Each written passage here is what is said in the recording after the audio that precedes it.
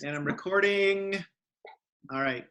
Well, in theory, we're going live. We thought we were going live before too, but who knows? Let's see what happens.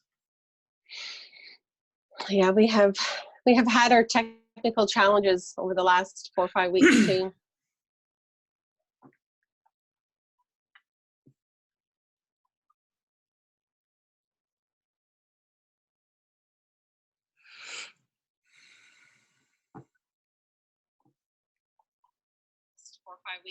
All right. All right. We're live on YouTube. Hello. All right. Well, welcome everyone, and hopefully you found us on YouTube. We were trying to do a Facebook Live broadcast, but Zoom kept kind of glitching out on our connection to Facebook. So hopefully you made it over here. If you ended up missing it, we'll be able to. We're going to be posting it on our different. Welcome everyone, and hopefully you found us on YouTube. There we go. Okay. So welcome, and I'm James Younger, the founder and CEO of Tempstars, and welcome to what I hope is sort of an ongoing series of interviews with thought leaders, influencers, business people in the dental profession. And I'd like to welcome Kathleen Bokrossy from RDHU. So welcome, Kathleen. Hello. Thank you so much for having me. I'm excited. A little bit of background noise. Oh, there's always technical issues. I think we're ready. Good. So Kathleen, when I reached out to you about doing this interview, I know that you just know a lot of hygienists, and running your RDHU continuing education facility. I know you've got a really good finger on the pulse of sort of the dental hygiene profession and the dental profession overall. And I just wanted to kind of check in with you to see sort of how things are going, adjustments you've made, feelings you're getting from hygienists, and maybe what the future might look like when people are starting to get back to work and that sort of thing. Maybe start off just telling us a little background about yourself and RDHU and Sure. what it's about and how you started it and that sort of thing. Sure. So I'm a dental hygienist, and I have always been an entrepreneur. I started a company many years ago, which was a dental instrument company. And so I would, we had our own instrument line, we did instrument maintenance services. And I guess what happened was I was starting to do a lot of presenting, helping people with their sharpening, with their instrumentation techniques. And I often heard from people that they love that type of learning. So they're always saying, like, could you teach us other things? Could we do other things that were hands-on? So at the time I was thinking, I was pretty well busy. I had a very successful dental instrument company that I did sell, I guess, 8 years ago. Okay. Yeah. But along the way, I just wanted to figure out how we can engage more people with the hands-on approach to education, because I was going to a lot of seminars where I would be sitting in a room with 200 other dental hygienists and never really came out feeling like I really got anything out of it. Right. Which is fair, because a good part of dental hygiene is clinical skills and hands-on things. The theory is fantastic, but you can only learn so much without the hands-on component as well.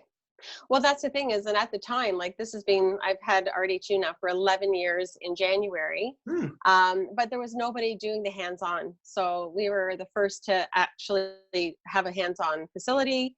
It was just mostly lectures. So it was a great opportunity to really implement that into our practice, into our skills. So really just started by doing that, and then from there we started to do online as well, because we often have people ask, can you come and do RDHU over here in this province and that province. So so then we started doing online education, and we have the Dental Hygiene Quarterly as well, that we have a lot of people from Alberta, BC, and the East Coast on that as well. So they get 12 hours of CE every year. Right. And but we're not just about, I think the thing that makes us so different is that we are focused on more than just that webinar, more than just that course. We really talk about, so what are our goals? So in Ontario, we have to have our learning portfolio, same as BC. So we have to set goals. for our practice. So we do a self-assessment on how can we improve our practice. Right. And then, so we look for things that we want to focus on that year.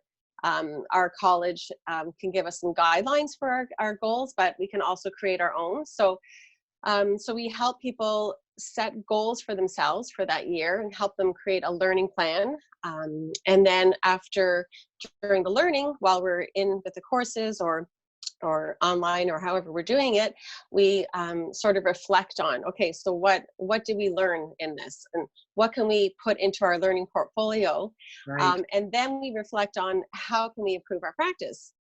So I think it's a great system. I always think that, if you take a course and you can get a little bit excited and then you leave and there's been no change, like that's what I don't want to happen, right? So we kind of look at the future and what can we implement into our practice to make change happen and to make things better for our clients, our patients, and for ourselves professionally as well. So we are like a complete package for everything professional development. Nice. Yeah. Now, I love kind of business journey stories and entrepreneurship stories and things like that. And maybe just because when you and I first met, your facility was in Hamilton, Stony Creek. Yes. Tell me a little bit about, just briefly, like what did it look like when you first started and what were some milestones yet? Because now you have a beautiful facility. Is it in Oakville or Burlington? It's in Burlington, yes. Yeah. So we've moved a few times.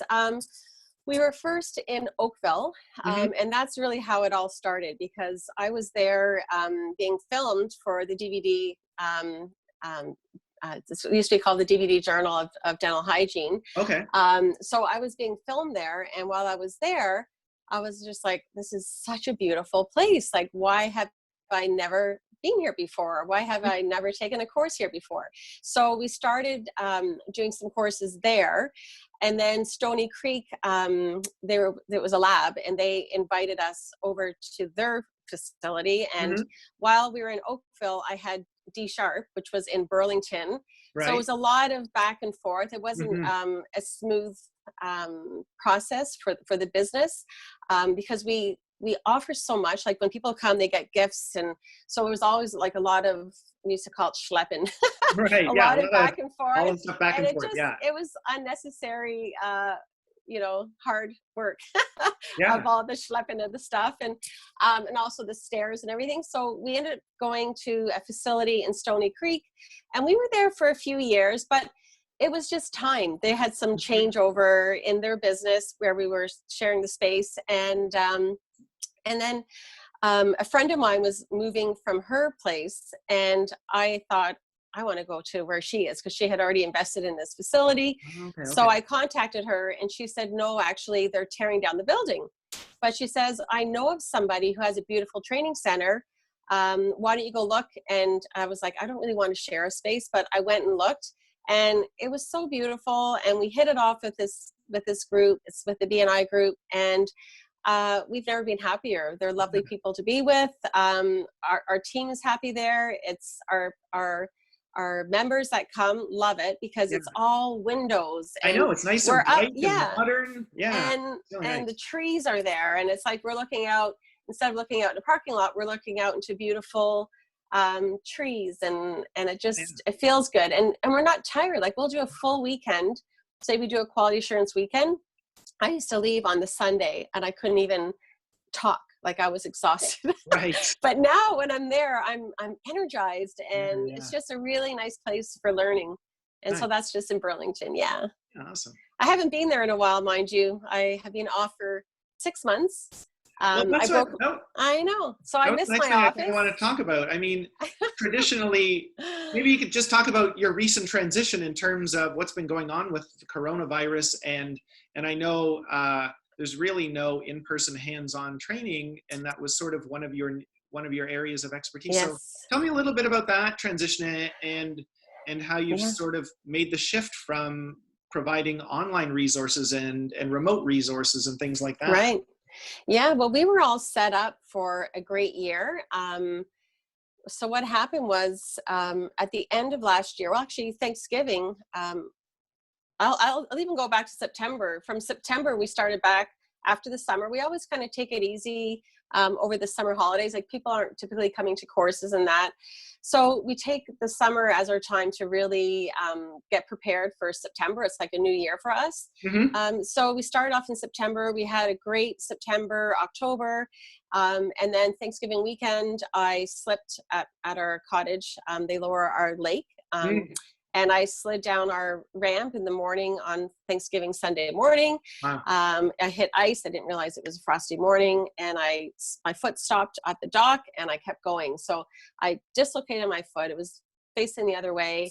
I shattered my ankle. I broke my leg in many places. So it was a nasty break. So and we are water access. So it was an interesting trip for the ambulance to come across the water to get me.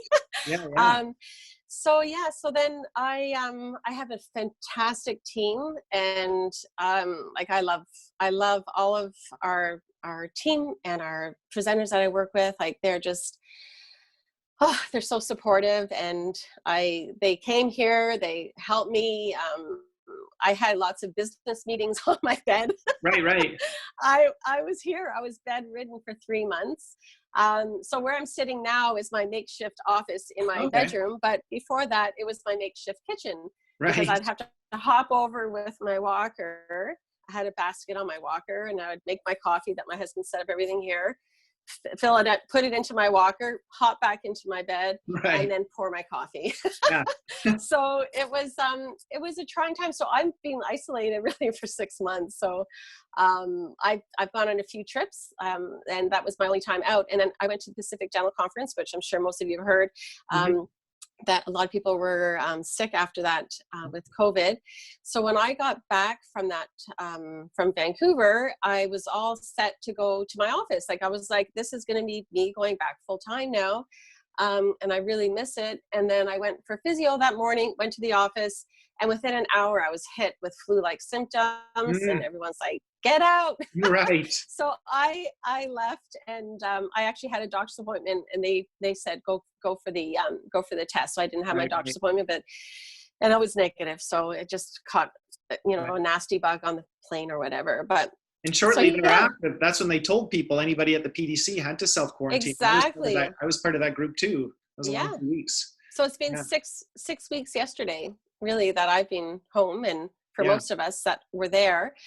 So it's weird. Time's been a weird thing for me because while you're in it, sometimes it feels long, but then you look back and you think, oh, that wasn't too long ago, Now, but I think in terms of courses you had scheduled, how did you manage that? Because you would have a lot of courses coming up. Were they rescheduled? Were they canceled? Or were they just delayed? We had so many things set up. We were working with oral science as well, and doing this event across the country with Beth Ryersey. And it was a lot of work for all of us to prepare. We had Vancouver, Calgary, Saskatchewan, Saskatoon, and then Toronto as well. But so we really had to reinvent ourselves. And, when I look back, I've been through so many situations in my business life. Like I've had, I had my instrument company, and there's a story behind that. I had Scrubs Couture, clothing line. We were the first ones to have beautiful scrubs in the office. I sold that company. And then we had the portfolio manager. That was an online tool. That was fantastic. And then things changed for us. So I've had a lot of adversity in my career, in my path. So I feel like that's why I am okay today. I've gone through those things. I've survived them. So when all this was happening, I was just like, okay, what do we have to do? Because I'm not a quitter. I'm a survivor. And, that first week I was walking around my neighborhood with my cane, because I still had a cane. And here I am thinking, oh my gosh, I'm in isolation and I have a cane. It's kind of like, what's happening? That's a double whammy. Yeah. So now I'm not on my cane. I dropped that a few weeks ago, and just really reinvented our business. And, we have, like I said, we've got such a great team that everybody jumped in, and we all have different roles now. Even Pearl, who does my, she helps me at home. She helps set up, she's very much a hands-on person with RDHU, and she's totally transformed and doing our new website. It's ready to launch either Friday or Monday. She's helping me. I've been trying to get it launched for probably 5 or months, like working on it's a lot to do a whole new e-commerce. Oh my goodness, Melissa's been working hard. And then Beth Park, she's been doing all of our Zoom. She kind of dove in, and she's now, I don't want to say expert, because she's like, I'm not an expert, but she's doing great and organizing all of our Zoom meetings. Right. So all of those courses that we had that were going across the country are now being offered live. Right. So you're able to fairly convert some of the live courses to online versions of them? Yeah, even our laser programs. So what we're doing is we're going live, like let's take advantage of this time that we're home. And then when it's time when we can get back together, we're going to do the hands-on portion of our laser training. Yeah. So yeah, we just really reinvented ourselves, and we're getting great feedback from our members. They love it. And most dental hygienists are not comfortable on the computer. So there's a lot of people who are worried, I don't think I can do it. It's not for me, but we just say, give it a try. And we've got some great positive feedback, and we can even break off into their own breakout sessions. Yep. So we're still having that. It's not like you're just going to be sitting there listening. You're going to be participating. That's all that RDHU is about. It's like, tell me, I haven't said this in a long time, but I know this. Tell me and I will forget. Show me and I might remember. Include me and I will learn and truly understand. And that's really what we stand for. So it's not just about that course. It's about being involved, participating, and really deepening your learning so that you can actually grow as a professional, grow as a person, grow your practice. Because I'm a big believer that if we're not being engaged and we're not learning, that's not a happy life. Right. It's just, you kind of just drift in your life then. And so that's really what we're doing. And we're busier now actually than we even were before, which is really unbelievable. But we have got tons going on. People are using this time to work on their continuing education, to keep connected, because, I feel like, the doors might be closed right now for you, for your office, but you can still grow as a professional. You can still grow your practice. You can engage with your patients, with your clients. You can nourish those relationships. So I'm actually having a webinar on Monday at 2 p.m. For people that want to hop on with their dentists, office managers, assistants, get everybody on there. And talking about, I have a whole presentation I'm going to give everybody so that they can use that presentation. They can tweak it if they want, but they can use that presentation for their own patients, invite them online, go through this presentation with them. The last thing you want to do is be disconnected from your patients. Right. You have to stay connected. Like my physio, they called me and they're like, we can do online with you. So I've been doing that with them, not as much as I was going, but everybody has to change. Life has changed for us as we know it, and we have to evolve. We can't get stuck. We have to keep changing, or you get left behind. Now, have you heard anything? Have any of the licensing colleges made any accommodations in terms of auditing or things like, or CE requirements with this? So they put that on pause or give leniency to people who need to get audited, that kind of thing? I think the dentists have. I remember seeing something because they have to do some hands-on. With hygiene, we don't have to do a certain type of learning. So we can do our learning online. We can read articles. We can read, we can read textbooks. So as far as I know, everyone's using this time to do their CE. And I deal with almost all the regulatory colleges across the country. And we have like different, every college is different for their different needs. So as far as I know, everyone's still working on their CE. Yeah. Just the people that were audited and submitted in January, which is myself and my colleague Beth Parks as well. We were both audited and submitted in January. And we coach people, like that's a big part of our business. We walk them through the whole process. We do screen sharing.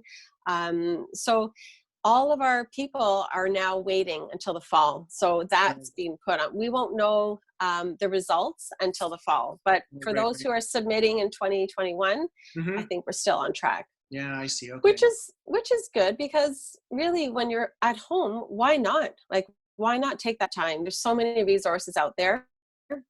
Um, and take that time and just invest in yourself and feel good about our profession and about going back, Well, and keeping your brain active and thinking and learning too, for sure.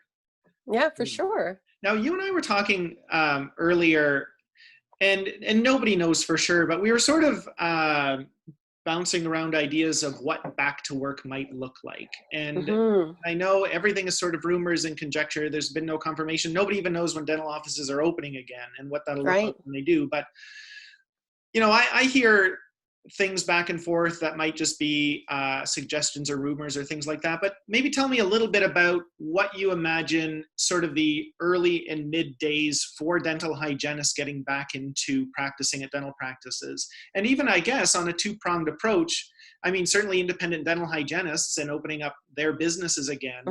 And then also as a dental hygienist working within the team at a dental office. What are some ideas you might have that it might look like as people might be going back? That we might be going back.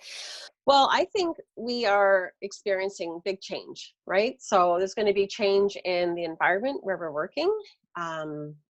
What that looks like, I can't say exactly, but it's going to have to do with air quality, water quality, Aerosols, yeah, suction. There's going to be some big change with all that.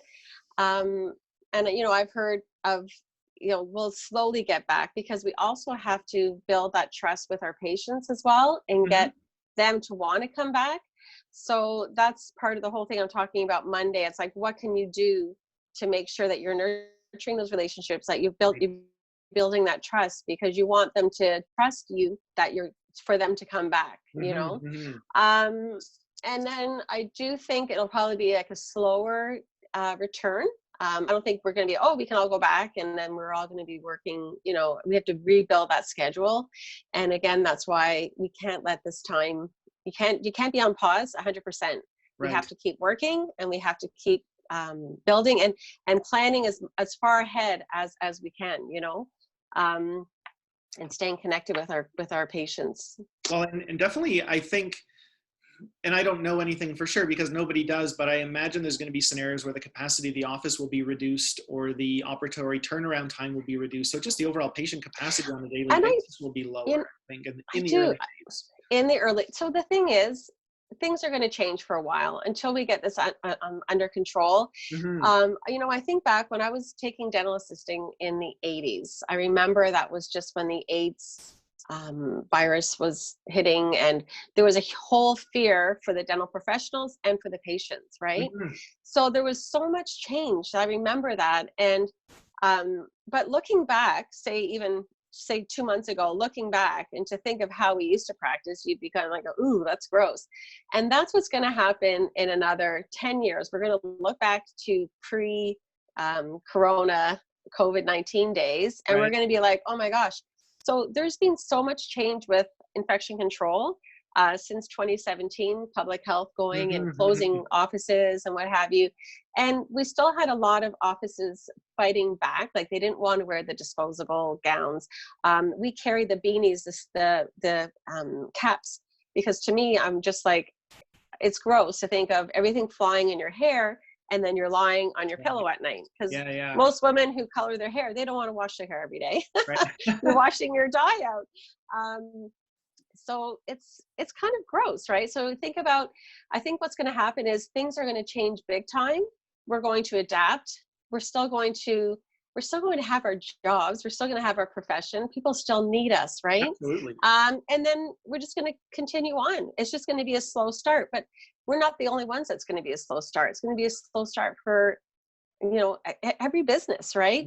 Ours will be a little bit different because of the airway. We have the nasal, the mouth, all that is like, it's right where the COVID-19 starts, right? So we have to be super careful, but we're just going to have to follow. There's going to be no more resistance from offices that say, oh, we're not going to do that, or we have to do we have to create a safe environment for our teams.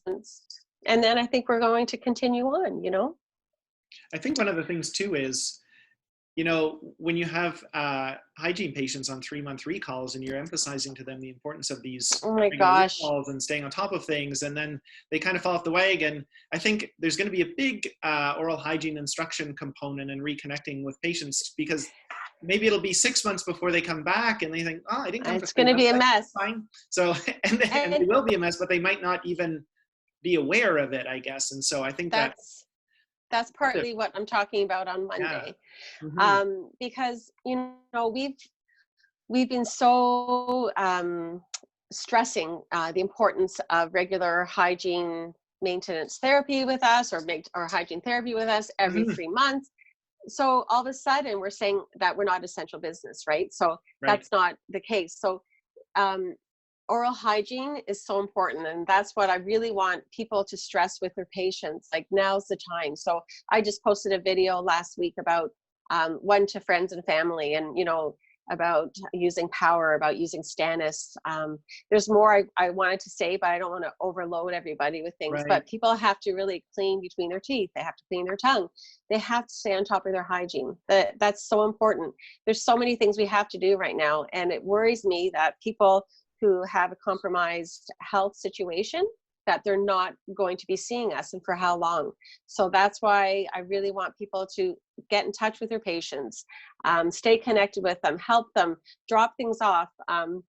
So like I said, I have this whole presentation. I don't want to, but it's really about getting your clients to buy in to their oral health. And I think we're going to see a shift there.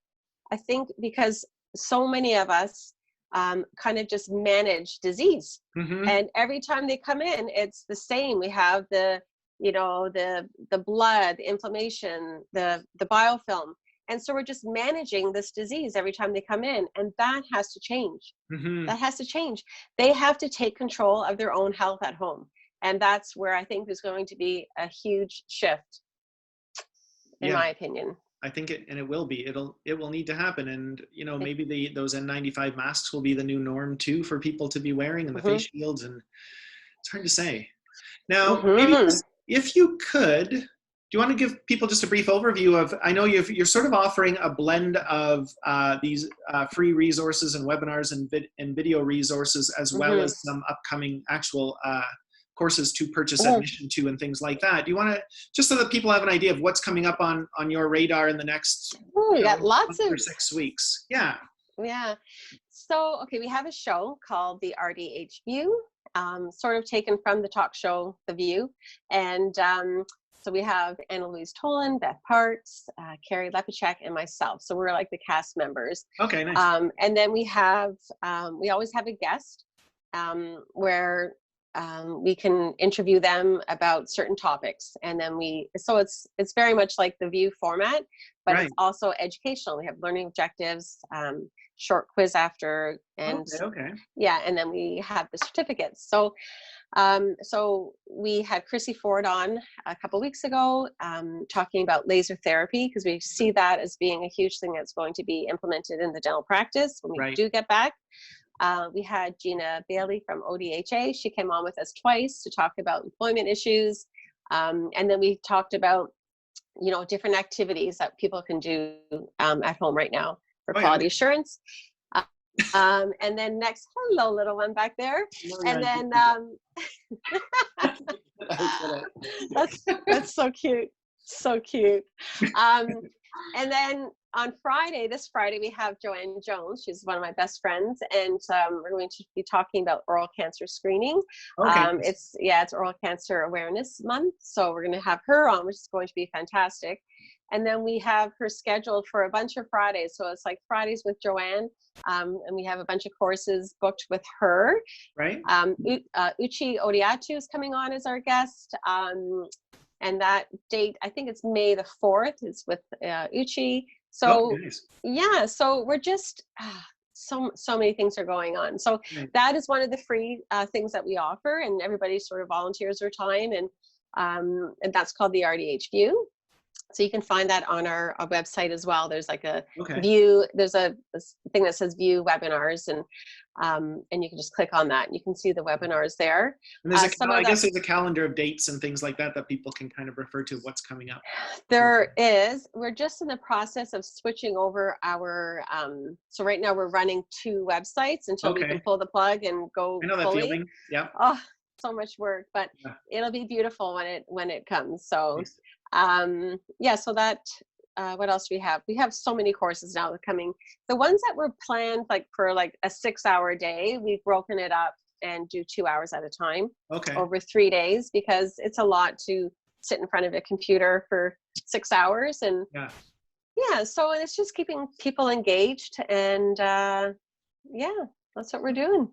Nice. And you were mentioning, so some of the online ones, in terms of courses, some of them you need to be there sort of live, and you've broken up into live, and some of them are sort of available for viewing at your leisure as a video type of thing. We have tons. Yeah, we have so many that are on there that are pre-recorded, so they're all available. And then the Dental Hygiene Quarterly, to me, that is like the easy button. And that is something that you sign up. It's $149 if you're a CDHA member, $199 for a non-CDHA member, but you get 12 hours of video-based CE, right? Okay, nice. And then I create an activity page with a goal sample, put the bibliography in there for you, find extra resources. So it's a nice goal package that people can take and put into their learning portfolio. So, so that's our whole philosophy. We are the easy button. I wish every company was the easy button. I believe in that. Like whatever business anyone has, they should look at what would a dream come true experience be for my practice. And for me, like, I dove into marketing back in 2012. And I started following this podcast, and Dean Jackson's become a very good friend of mine, and Joe Polish. So I follow their system, and, it's called I Love Marketing, the podcast, and it's amazing. And they really taught me to, look at your before unit. What does that look like? The during unit, and then the after unit, right? So right now for dental patients or for dental offices, we're looking at the after unit. So how do we stay connected? And it's just such a nice way to think about your business, to think about your practice, to give values.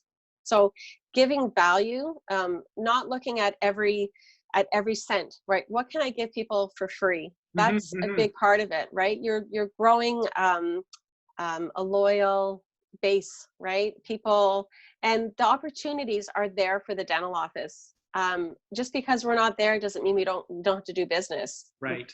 And I think a lot of offices I'm not going to say a lot. There will be some offices that may not make the full effort to stay connected with their patients, which is a shame, but at the same time leaves the opportunity open for the hygienists and dentists and office managers and the offices who do want to kind of reach out and maintain that constant connection and really kind of stand out in this environment as the ones who care about remaining connected with their patients. Right.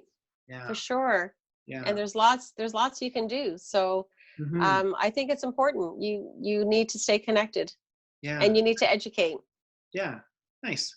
Yeah. Well, any last thoughts? I mean, I'm really thrilled to have spoken with you, and there was a few things that we touched on that I was like, as I was hoping to, and one is your sort of the attitude of keep going in adversity, and it's that idea of when I mentally think about challenges in business and things like this happening, it's sort of like if you watch an ant and you put a stone down in front of an ant, the ant doesn't come to the stone and say, I'm stuck, I can't go anywhere. It just kind of, maybe it'll feel the rock for a second, then it either goes over it or around it, and it just keeps going where it's going. Right. It's sort of that idea of there's going to be, hopefully not anything like coronavirus again, but there might be, or there might be other things, and the idea of assessing the situation, adapting, and you just keep rolling forward as best you can in the environment you've got. That's all we can do. Yeah. And just keep a positive mindset. Like, that's the key. And go for a walk in the morning, do some fitness. You feel so good when you do those things, and read lots of good positive things. Yeah. just keep growing, and this too shall pass, right? Absolutely. Yeah. Well, thank you for being with us. Well, thank you for having me. Kathleen Bokrossy from RDHU, and your website is rdhu.ca. Yep. And so yeah, RDHU. I was going to say rdhu.ca, and if anyone wants to join us on Wednesday for that webinar, like the dental practices, it's rdhu.ca/COVID plan. Okay, nice. And that's Monday at 2:00. So you can just go on there, just fill out your information, and then we'll send you the link to join us on Monday. Fantastic. Yeah. So this has been Dr. James Younger, founder, CEO of Tempstars. And just so everyone knows, and if you're new to me through knowing Kathleen, so Tempstars is Canada's largest and #1 rated dental temping and hiring service. And our placements are on pause while offices are closed, but we're still working hard. We're ready to hit the ground running as soon as everybody is ready to get back at work. So that's who we are. And thanks, Kathleen. I'll talk to you soon. Okay, thanks, James. Okay. Bye, everybody. Bye. Thank you.